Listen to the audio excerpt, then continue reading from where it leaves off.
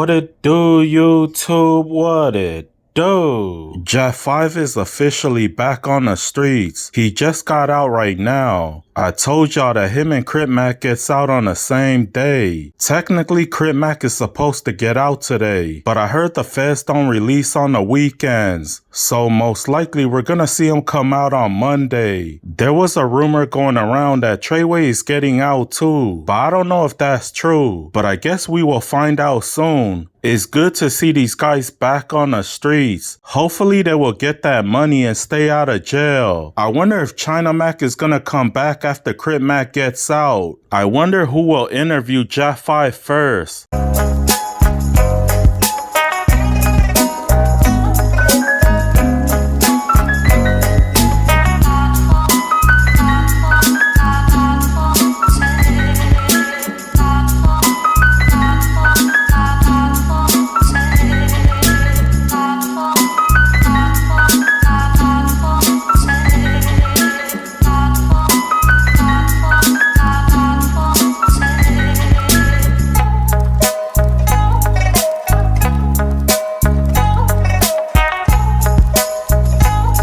They thought I wasn't coming home on the dead homies.